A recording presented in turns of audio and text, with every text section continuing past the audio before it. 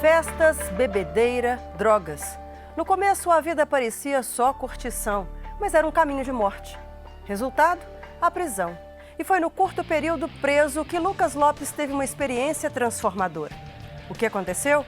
Fique comigo e conheça mais um Prova Viva do Poder de Deus.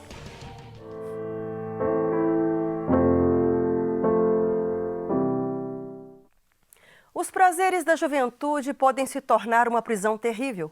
Nosso convidado de hoje é um exemplo disso. Envolvido com o abuso de drogas na adolescência, a vida sem limites levou Lucas Lopes para a prisão. Desde aquela ocasião, sua vida nunca mais foi a mesma. Olá, Lucas Lopes, seja bem-vindo ao programa Prova Viva. Olá, tudo bem? Tudo ótimo. Que bom que você é prova viva do poder de Deus e vai contar pra gente aí o que foi que aconteceu, como é que começou essa vida sua no envolvimento com drogas, por qual motivo, se tem algum motivo, e por que você está aqui hoje. Sim. Então, a minha história é... Eu nasci num lar católico, né? Meu pai e minha mãe eram um casal que, aos olhos da sociedade, parecia ser uma família perfeita. Eu tenho mais 2 irmãos e a gente morava num apartamento, meu pai tinha um emprego bom e tal. Só que por dentro mesmo do nosso lar que a gente via realmente o que se passava, né? Minha mãe casou muito jovem, não tinha muita experiência de vida e tal, e meu pai já era um cara mais maduro e que tudo que eu fiz e Deus me libertou, ele faz, infelizmente, até hoje, né? É ruim, às vezes, expor ele, mas a gente está aqui para contar realmente, de fato, o que acontece, né? Então, com problema com bebida alcoólica, com drogas também, infidelidade, ficava agressivo, aí batia na minha mãe também, a gente presenciava essas cenas, eu tentava impedir, mas como muito jovem não conseguia. E a gente cresceu nesse lar. E até um dia ele perdeu esse emprego bom, porque ele sempre teve essas dificuldades com bebida e tudo, mas nunca deixou faltar o essencial dentro de casa, assim, como alimentação, estudo e tal. Então, quando ele perdeu esse emprego, o que ele fazia de melhor, consequentemente, também foi danificado, né? E aí aconteceu que eles separaram, eu tinha 9 anos de idade.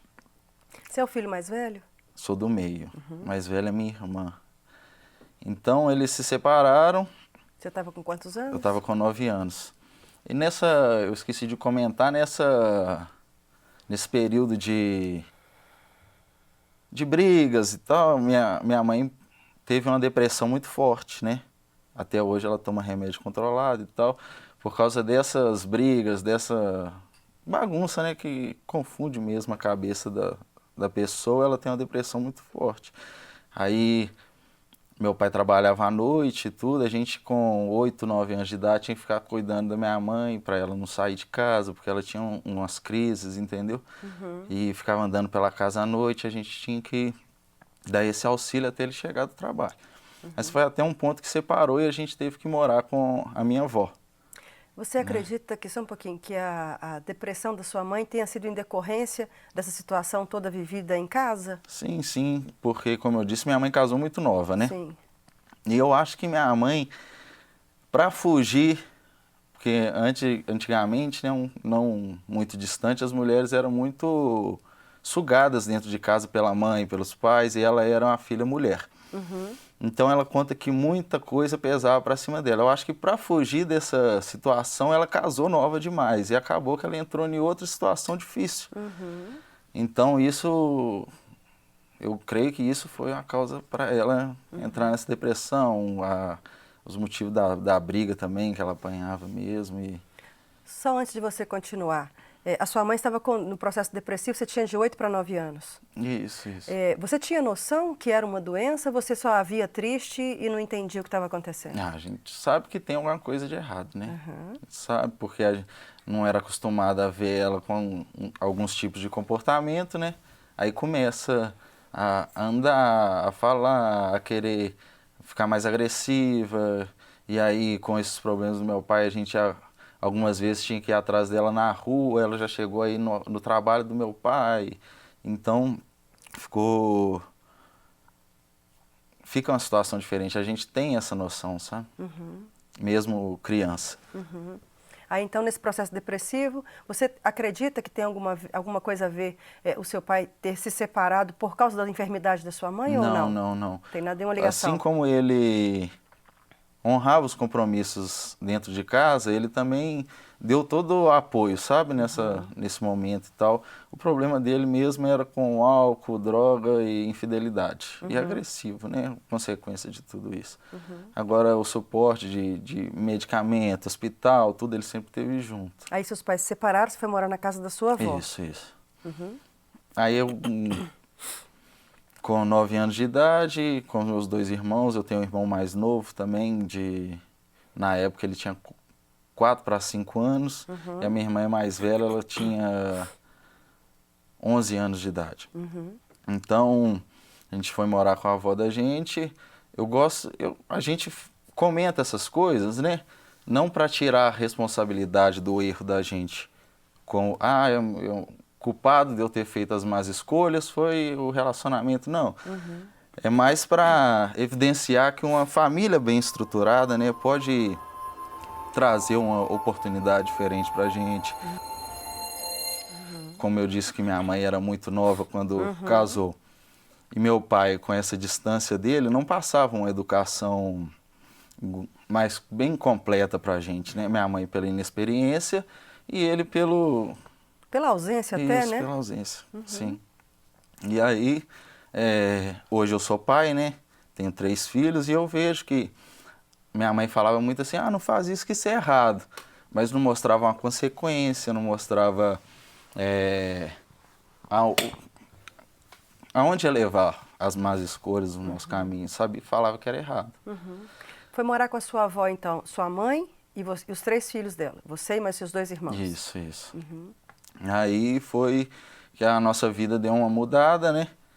A gente estudava no colégio particular, aí fomos para colégio público e eu comecei a trabalhar cedo também porque meu pai continuou presente, apesar de no início ele ter sumido uns 3 meses, eu não sei por qual motivo ao certo, se era porque ele estava sem trabalho, alguma coisa desse tipo, mas ele sumiu um período. Depois ele começou a aparecer de novo, dava os auxílios e tal, mas a presença continuava distante, né? Então eu comecei a trabalhar muito cedo, porque minha mãe, ela nunca tinha trabalhado fora, meu pai sempre, como eu disse, honrando com os compromissos, né?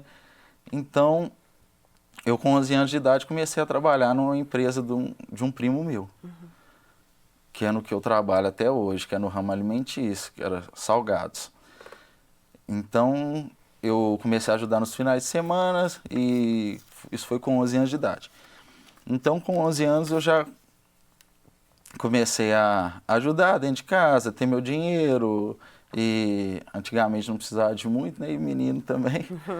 Então já comprava minhas coisas, precisava de uma roupa diferente, um lanche, então eu já conseguia fazer, né?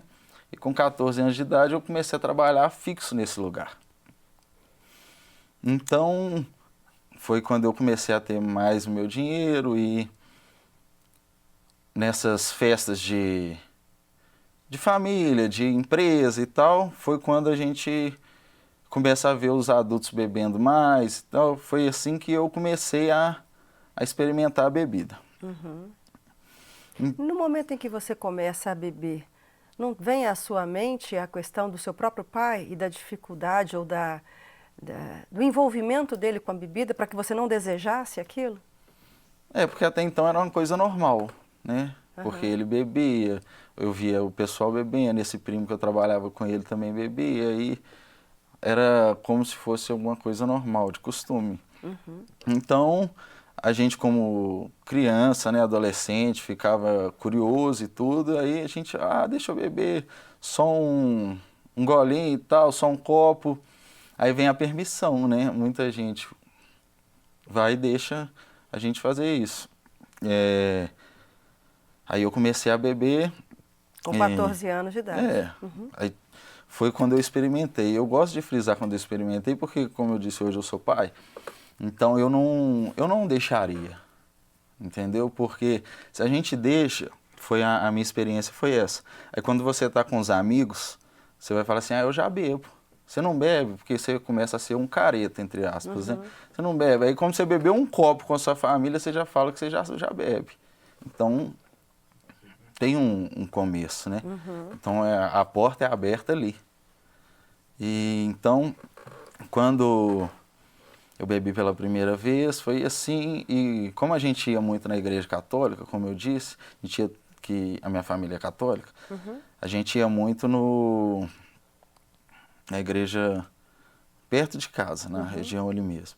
Eu cheguei até a ser coroinha e tudo, e tinha um amigo meu que tinha um irmão mais velho que já fumava. Então ele pegou um cigarro do irmão mais velho, a gente foi para trás da igreja e fumou um cigarro. Foi a primeira vez que eu fumei também. Então, com 14 anos de idade, eu já tinha bebido e fumado. E como eu já trabalhava, né, e tinha o meu dinheiro, e com essa idade começa as festas de 15 anos e tudo, aí eu comecei a ir para as festas, beber, fumar e virar a minha primeira noite na rua, com 15 anos de idade. Então,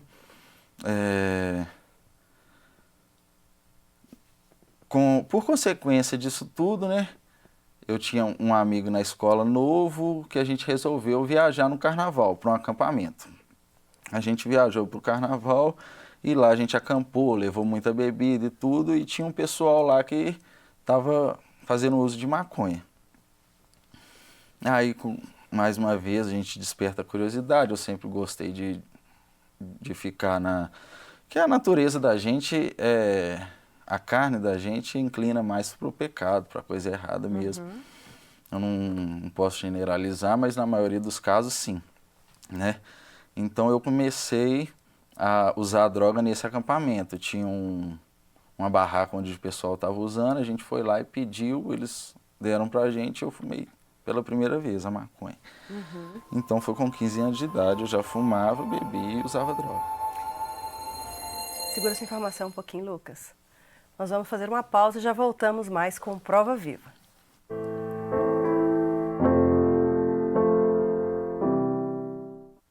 Já estamos de volta e o nosso convidado de hoje é uma prova viva da libertação que Deus realiza na vida de todos aqueles que abrem o coração.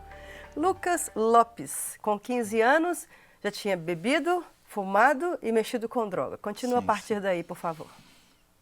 Então, foi, como eu disse, já saía bastante, com 15 anos e tudo.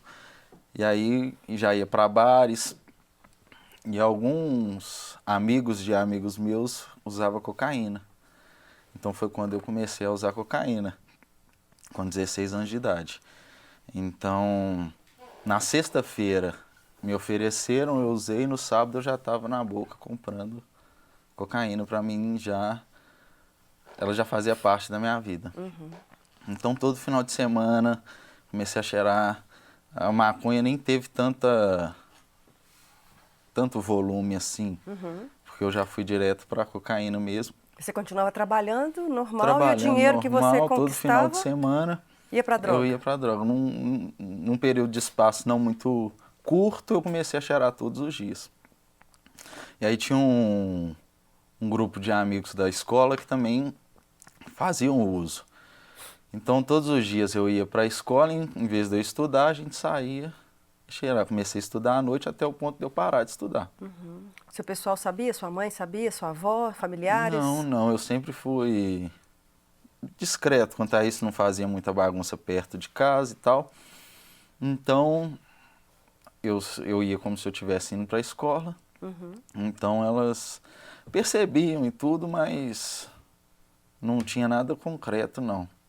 Porque a cocaína, o fato de eu ter optado até por ela também é isso, porque ela não tem cheiro, não tem nada, ela muda muito o comportamento. Eu fiquei várias noites chegando em casa sem dormir para ir trabalhar no outro dia, né? E então foi até eu fazer uns 17 anos, eu fiquei cheirando por um período todos os dias, até que eu passava por muitas experiências de pessoas querendo matar mesmo, porque quando fala na palavra de Deus que um abismo chama o outro, é por esse sentido também, porque eu comecei usando, né? Saía para usar todo dia. Se faltava o dinheiro, você vai fazer um corre, como eles dizem, para você conseguir um dinheiro, para você estar usando. Então, quando você assusta, você já está traficando. Então, eu fazia esses corres e ia para as festas e tal, muitas vezes festa em regiões diferentes. Aí o pessoal que estava lá vai falar, esse cara vem de fora para vender droga aqui, para consumir droga aqui. E aí já saí correndo de pessoas armadas várias vezes.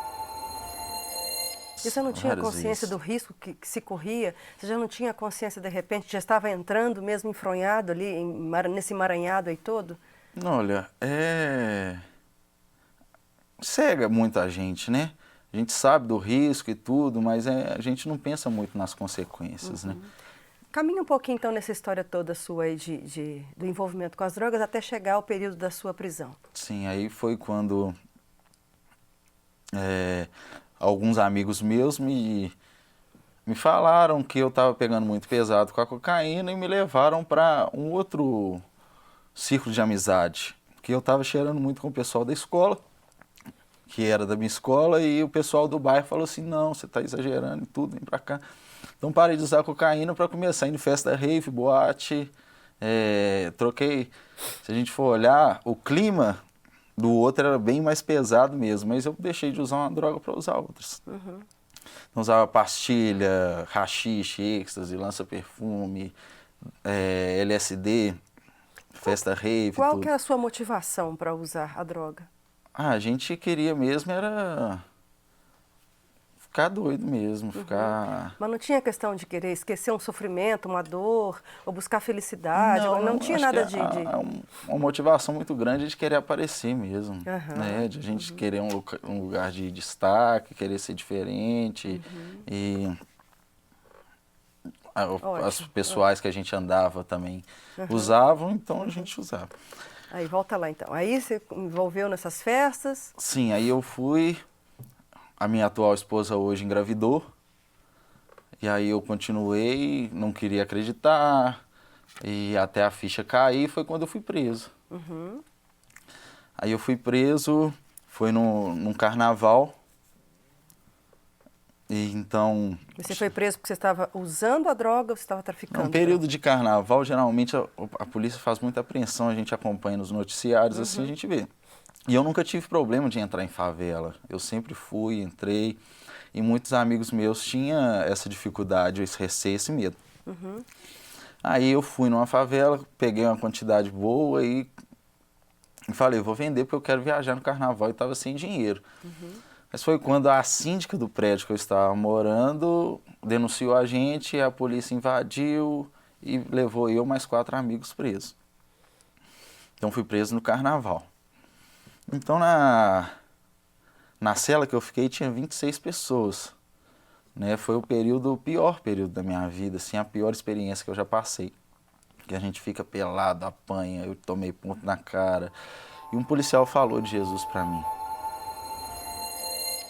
E eu já tinha tido uma experiência com Jesus. E na hora que ele falou, reacendeu no meu coração, né? E na cela que a gente estava, tinha um pastor preso também. Que ele tinha uma namorada que era filha de um pastor, o pastor não aceitava o casamento deles, ele foi querer matar o pastor e foi preso com porte ilegal de armas. Livramento para ele também. Então foi quando ele lá pregava a palavra de Deus lá dentro. E foi quando você falou que foi um curto período preso, eu fiquei 3 dias preso. E no 3º dia, o interessante foi que eu fiz uma oração, na hora que as luzes já tinham apagado, era um domingo de carnaval. E nesse domingo de carnaval, as luzes se apagam 10 horas da noite. Então já tinha sido apagadas as luzes e eu fiz uma oração fazendo um compromisso com Deus, que a minha esposa estava grávida, a minha atual esposa que na época não era, e que eu ia casar com ela, ia abandonar essa vida e ia voltar para os caminhos do Senhor. E na hora que eu acabei de orar, as luzes acendeu de novo. foi na hora mesmo, assim, foi uma experiência, assim, na hora que eu levantei, eu falei assim, glória a Deus. E aí eles chegam na porta da cela e falam o seu nome, Lucas, e você tem que responder, Lopes Macieira. E eu fiquei dando glória a Deus, falava eu e não falava Lopes Macieira, e aí os caras ficou nervoso e todo mundo começou a gritar. Então eu saí da cadeia no domingo de carnaval, depois das luzes apagadas, e para mim foi um milagre, porque eu tinha acabado de orar. E a partir desse momento, só para a gente poder ir finalizando, Lucas, a partir desse momento em que você tem essa experiência com o Senhor, a sua vida é transformada, você busca o Senhor de verdade e tem uma nova vida a partir daí? Sim, sim. Eu não cheguei a comentar direito, mas eu tive uma experiência com o Senhor antes de 7 meses. Então eu retornei para os caminhos do Senhor. E essa demonstração de amor dele por nós foi foi o divisor de águas mesmo. O compromisso que eu fiz com Deus, que eu acho mais viável essa palavra, eu cumpri. Amém. Entendeu? Eu casei, hoje eu tenho a minha família, tenho 3 filhos, a minha esposa me ajudou muito, meus familiares me ajudaram muito, os amigos e irmãos em Cristo Tem também. quanto tempo que aconteceu isso, que você já está realmente liberto de toda a droga e vivendo para o Senhor? Vai fazer 10 anos. Glória a Deus. Vai fazer 10 anos. Glória a Deus. Ô Lucas, eu sei que tem mais história aí para poder contar, né? O nosso tempo realmente terminou e eu te agradeço por trazer essa experiência, porque quando você diz da questão de libertação de drogas é algo só mesmo se for o Senhor, não é verdade? É verdade. É verdade, porque a gente vê pessoas com muita dificuldade para estar sendo liberto. E eu não tive ajuda de médico, de clínica, de nada desse tipo. Só o amor das pessoas e de Cristo mesmo. O médico dos médicos. Mas realmente sua vida mudou a partir daí? A partir daí. Desse Glória a dia. Deus. Você saiu Sim, da cadeia? Sim, saí transformado. E cumpriu o seu voto Eu falei com assim, o Senhor. eu vou para a igreja para agradecer ao Senhor e desde então eu estou firme na presença do Senhor. Já até se fazem hoje. 10 anos. 10 anos. Glória a Deus. Lucas, muito obrigada por ter vindo ao programa Prova Viva. Que você continue falando do poder dele Obrigado. na sua vida para as pessoas. Amém. Um grande abraço à Amém. família lá. Amém. Provérbios 15, 13. A alegria do coração transparece no rosto, mas o coração angustiado oprime o espírito. Quanto da dor dos nossos antepassados sofremos até hoje? Quantas mazelas carregamos como resultado das ações e das reações vivenciadas pelos nossos pais? Até quando devemos sofrer as consequências de suas almas feridas, machucadas e incapazes de nos socorrer? Acredito que se os pais soubessem da repercussão de suas ações na vida dos filhos, com certeza muitos agiriam de maneira diferente a que fizeram. Muitos se colocariam no lugar dos seus filhos e não se comportariam de maneira egoísta ou impensada. Mas é claro, vale lembrar que nem tudo esteve no controle deles e muito menos no nosso. Muitas situações em nossas vidas nos pegam de surpresa e dão uma reviravolta que, quando assustamos, já estamos imbuídos num lamaçal inimaginado e indesejado. Então, como administrar a dor da separação, por exemplo? Como caminhar com um sentimento de rejeição se ainda é apenas uma criança? E por causa dessa rejeição, costuma-se iniciar, a partir daí, a busca pela realização pessoal e a aceitação entre as pessoas, como algo fundamental para a sua completude humana. A necessidade de pertencer a um grupo, sem a maturidade adequada, leva o ser humano a caminhos que podem trazer dor e sofrimento com o passar do tempo. Somente quando o Senhor se apresenta para uma pessoa como sendo o salvador de sua vida e o único com o poder para restaurar todo sofrimento e dor, e ela, ao entregar sua vida por completo, é que sairá desse lugar de menos-valia e da influência negativa de seus pais. Mas o que chama a atenção é a importância de se manter a palavra que foi dada nos momentos de sofrimento, através de um voto. Na hora em que as situações se inverterem e as notícias boas começarem a surgir, honrem quem te salvou e é inevitável depois que a mudança interna reflita em atitudes e expressões externas. Da mesma maneira que a alegria traz viço ao rosto, a dor de um coração gera abatimento no espírito. Esse versículo tem uma importância grande no entendimento da influência da alma nas questões espirituais. Movimente-se em favor de externar a sua alegria interior, a sua paz, para que todos possam contemplar a existência de um Deus poderoso na sua vida, através do seu semblante. Aguardo você aqui comigo na próxima semana para mais um Prova Viva. Não quer ficar um segundo por fora da nossa programação? Agora você pode nos acompanhar através das plataformas digitais. Não perca tempo, acesse, curta e siga-nos. Fique por dentro de tudo o que acontece por aqui. Rede Super, inspirando você.